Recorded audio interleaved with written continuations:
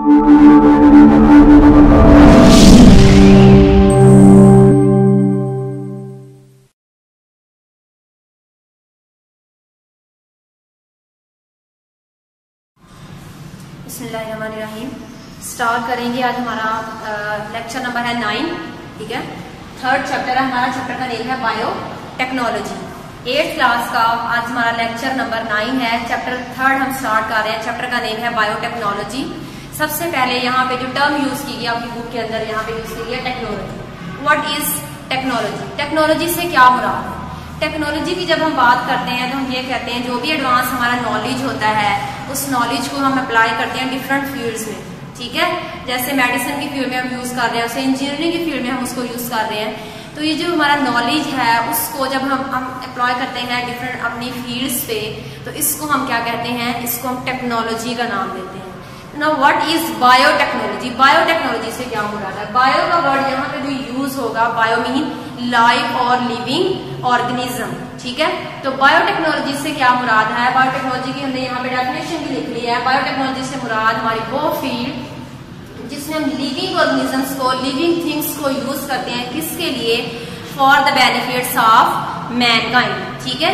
Humans के फायदे के लिए, इंसानियत की भलाई के लिए जब हम लिविंग ऑर्गेनिजम्स को यानी माइक्रो ऑर्गेनिजम्स को यूज करते हैं, उससे डिफरेंट प्रोडक्ट्स बनाते हैं, तो ये हमारी फील्ड क्या कहलाती है? बायोटेक्नोलॉजी कहलाती है।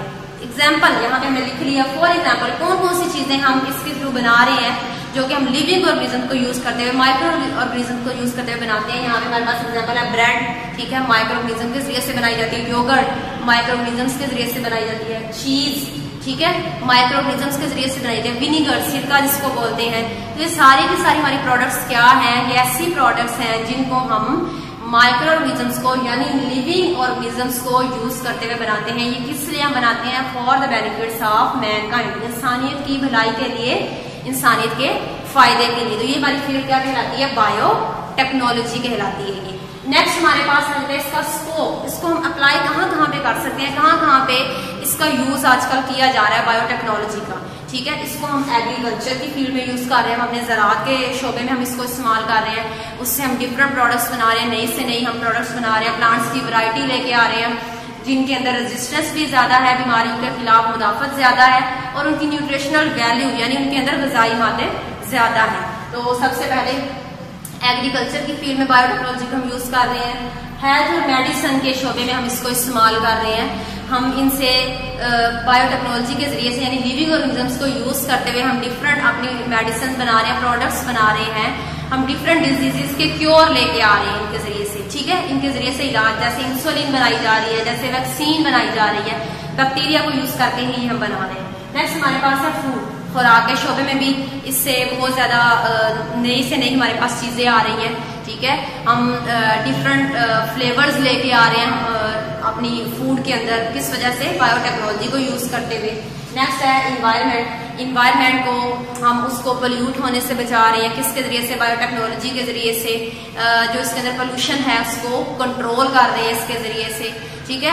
और उसके अलावा अगर हमने खुराक को लंबे अरसे तक महफूज करना है, प्रिजर्व करना है फूड को, तो वो भी किसके जरिए से हम करते हैं? इसी बायोटेक्नोलॉजी के जरिए से करते हैं। तो ये इसका स्कोप है। हमारे पास ये कुछ फील्ड्स हैं हमने मेंशन किए हैं जहां पे हम बायोटेक्नोलॉजी को यूज कर रहे हैं, ठीक है।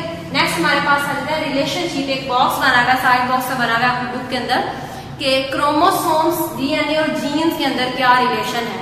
ये तीनों वही चीजें हैं जो पीछे हम सेकंड चैप्टर में पढ़ के आए हैं। सेल डिवीजन में हम तकरीबन डिटेल में हमने इन्हीं के बारे में स्टडी किया, बार बार हम इन्हीं की बात करते रहे हैं सेकंड चैप्टर में, ठीक है। अब दोबारा से थोड़ा सा इसके बारे में यहाँ पे बताया कि हम फिर से एक बार देख लेते हैं। सबसे पहले क्रोमोसोम की बात करें। क्रोमोसोम्स क्या है? अब सबको पता है क्रोमोसोम्स क्या है। थ्रेड लाइक स्ट्रक्चर है, ठीक है, धागा नुमा साख्तें हैं जो सेल के न्यूक्लियस के अंदर मौजूद होती हैं। आपको बताया था कि अगर हम ये इस तरह से कहते हैं कि ये हमारे पास क्या है, ये सेल है, सेल के सेंटर में क्या चीज मौजूद है? उसका न्यूक्लियस मौजूद है। इस न्यूक्लियस के अंदर यहाँ पे जो धागा नुमा साख्तें हैं, ये जो थ्रेड लाइक स्ट्रक्चर है, ये क्या कहलाते हैं? इन्हें हम क्रोमोसोम्स बोलते हैं, ठीक है। ये क्या है? इनके अंदर ये जो थ्रेड लाइक स्ट्रक्चर्स हैं ये क्या कहलाते हैं? क्रोमोसोम्स। तो यहाँ पे सबसे पहले अगर हम बात कर रहे हैं क्रोमोसोम्स की, थ्रेड लाइक स्ट्रक्चर है जो कि किसी भी एक सेल के न्यूक्लियस के अंदर मौजूद होते हैं। किससे मिलकर बने? ये दो चीजों से मिलकर बने हैं, डीएनए से और प्रोटीन से ये मिलकर बने हैं। बात कर रहे हैं हम क्रोमोसोम से, ठीक है। दूसरा हमारे पास यहाँ पे दूसरी टर्म है वो है डीएनए। डीएनए क्या है? हमने इसका कंप्लीट हमने फुल फॉर्म इसकी देखी थी, क्या था? डीऑक्सीराइबोन्यूक्लिक एसिड, ठीक है, जिसको हम डीएनए से एब्रीविएट कर रहे थे। और हमने ये भी पढ़ा कि डीएनए क्या है? डीएनए हेरिडिटी मटेरियल है, एक वरासती मादा है जो कि खुसूसियात को, जो कि कैरेक्टरिस्टिक्स को पेरेंट से ऑफस्प्रिंग्स में ट्रांसफर करता है, ठीक है। नेक्स्ट हमारे पास तीसरी टर्म यहाँ पे यूज की है वो क्या है? जीन। जीन क्या है? जीन के बारे में भी हम पढ़ के आए हैं। हमने ये कहा था जीन बेसिकली डीएनए के ही सेक्शंस हैं, उसी के हिस्से हैं। इनके पास स्पेसिफिक इंस्ट्रक्शंस होती हैं, इन्हीं के पास वो मालूमात होती हैं जिससे कोई भी प्रोटीन तैयार की जाती है।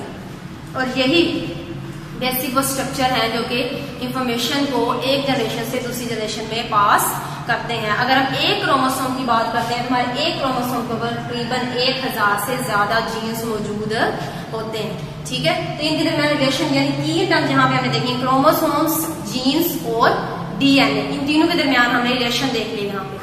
नेक्स्ट हमारे पास जो है वो है टॉपिक डीएनए रेप्लिकेशन, ठीक है। रेप्लिकेट करना यानी कॉपी तैयार करना, नकल तैयार करना, डीएनए रेप्लिकेशन। डीएनए रेप्लिकेशन एक ऐसा प्रोसेस है जिसमें डीएनए अपनी ही कॉपियां तैयार करता है, ठीक है। ये एक इसकी यूनिक प्रॉपर्टी है कि ये खुद को रेप्लिकेट कर सकता है, अपनी खुद ही कॉपियां तैयार कर सकता है। ये होता कब है? It occurs during interface. Interface के बारे में हम पढ़ के आए हैं सेकंड चैप्टर में। इंटरफेस क्या है? हमने ये कहा था एक ऐसी फेज जिसमें सेल खुद को तैयार कर रहा होता है, सेल खुद को प्रिपेयर कर रहा होता है डिवाइड होने के लिए, जिसमें जितनी भी उसकी रिक्वायरमेंट्स होती हैं, जो भी उसे चीजें चाहिए, वो सारी इस फेज के अंदर अपनी वो सारी चीजें तैयार कर लेता है, ठीक है। इसके अंदर जो प्रोमिनेंट सबसे फंक्शन हो रहा था वो था डुप्लीकेशन ऑफ क्रोमोसोम। तो यही वो फेज है इंटरफेज जिसके अंदर क्या हो रही है? डीएनए रेप्लिकेशन हो रही है। इससे कुछ स्टेप्स हैं। सबसे पहले अगर स्टेप 1 देखते हैं, स्टेप 1 में यहाँ पे अनवाइंडिंग ऑफ डबल हेलिक्स। हमने बात की थी डीएनए के स्ट्रक्चर की, हमने ये कहा था डबल स्ट्रैंडेड स्ट्रक्चर है।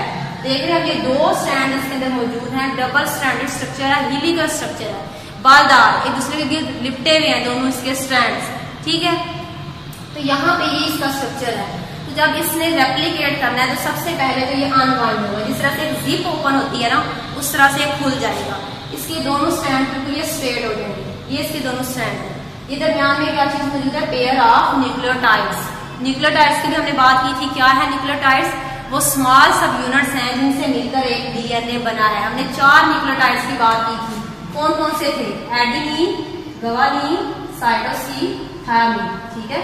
हमने कहा था 4 न्यूक्लियोटाइड्स हैं और फिर इनके अंदर हमने पेयर्स की बात की थी कि एडेनिन का पेयर डबल बॉन्ड हमेशा बनाता है, किसके साथ बनाता है? थायमिन के साथ। ग्वानिन हमेशा ट्रिपल बॉन्ड बनाता है, किसके साथ? साइटोसिन के साथ। तो ये न्यूक्लियोटाइड्स है, ये बेस है डीएनए की जिनसे मिलकर डीएनए बना है, ठीक है। अब यहाँ पे हम बात कर रहे हैं कि ये पहले हमारे पास हेलिकल फॉर्म में ये मौजूद है स्ट्रक्चर डीएनए का। सबसे पहले वो अनवाइंड होगा, ये इसके पेयर ऑफ न्यूक्लियोटाइड्स हैं जो ओपन फॉर्म में आपको नजर आ रहे हैं। उसके बाद क्या होगा? ये दोनों स्ट्रैंड अब सेपरेट होंगे स्टेप 1 में, ठीक हो गया। स्टेप 1 में पहले अनवाइंड हुआ, फिर उसके बाद एक जिप की तरह खुल गया और फिर दोनों स्ट्रैंड्स आपस में अलग अलग हो गए। उसके बाद स्टेप 2 में क्या होगा?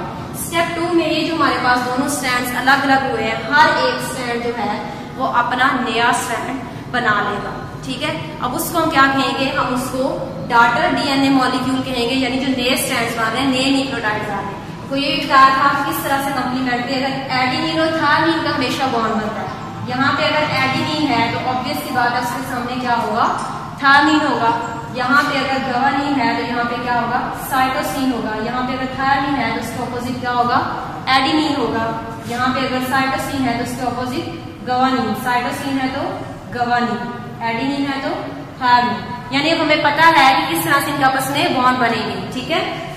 तो अगर एक स्ट्रैंड भी हमारे पास हो तो दूसरा हम खुद से बता सकते हैं कि आगे इसके कौन सा न्यूक्लियोटाइड इसके साथ आके अटैच होने वाला। तो यहाँ पे क्या हो रहा है कि ये जो स्ट्रैंड अलग हो गए थे, इस स्ट्रैंड ने अपना एक नया डॉटर डीएनए मॉलिक्यूल बना लेना और इस स्ट्रैंड ने अपना एक नया डॉटर डीएनए मॉलिक्यूल बना लेना। किस तरह से बनाएंगे? यहाँ पे सीक्वेंस मौजूद है दोनों के पास, ठीक है। उनके कंप्लीमेंट्री जो है वो उनके साथ आके अटैच होते जाएंगे न्यूक्लियोटाइड्स और एक नया पूरे का पूरा स्ट्रैंड हमारे पास बन जाएगा। यहाँ पे देखें जरा, हमारे पास ये ओपन फॉर्म में आ गया, ठीक है, डीएनए का ये हमारे पास दोनों स्ट्रैंड ओपन फॉर्म में आ गया। अब यहाँ पे ये और स्ट्रैंड है, ये पेरेंट्स के स्ट्रैंड है, ठीक है, तो उसके अंदर ये हमारे पास अब नए स्ट्रैंड बने, ये एक नया स्ट्रैंड बना है और एक ये हमारे पास नया स्ट्रैंड बना है। किस तरह से बना है अब वही हमें पहले से इनकी सीक्वेंस हमें पता था, यहाँ पे हमें इनका पहले सीक्वेंस पता था, उसके साथ आगे उनकी कंप्लीमेंट्री आके अटैच होते गए न्यूक्लियोटाइड, हमारे पास नए स्ट्रैंड्स बन गए।